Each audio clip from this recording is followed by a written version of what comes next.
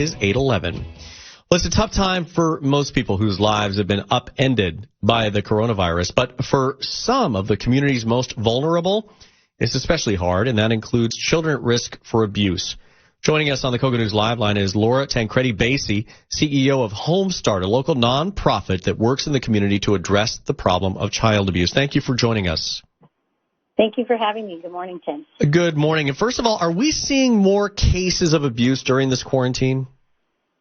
Well, we're actually seeing less statistically during the quarantine, and I think a big reason for that is a lot of families are now isolated at home, and so typical reporters like teachers or school counselors or coaches aren't seeing children, so we're not seeing the reports themselves right now. So it could be happening. It could be happening more. It could be happening at the same rate.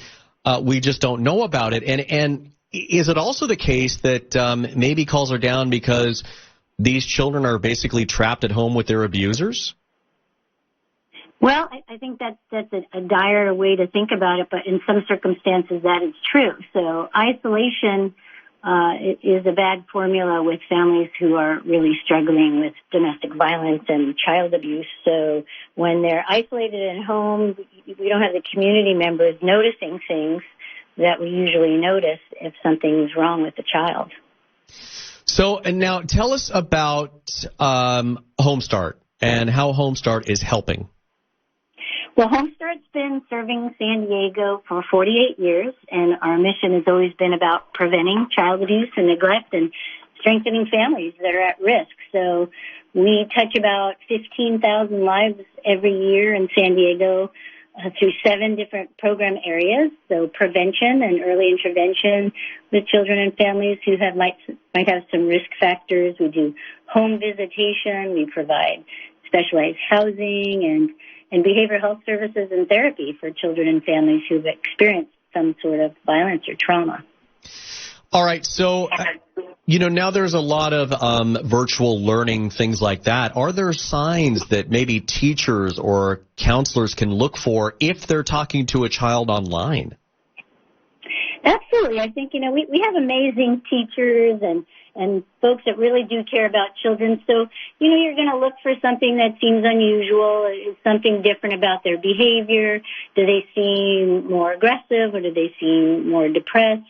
If there's a way to have a conversation with a child, separately, if you really do have concerns, can they go to a different room so you can sort of ask how they're doing? But children's behavior, give us indicators of something off, so pay attention to what you're noticing. Something seems different about a child that who's usually smiling, outgoing, and suddenly they're seeming angry or withdrawn.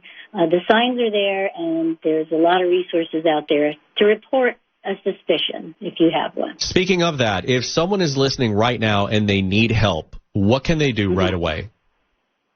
They could call the local police department. They could call our Child Welfare Services hotline, which is 858-560-2191.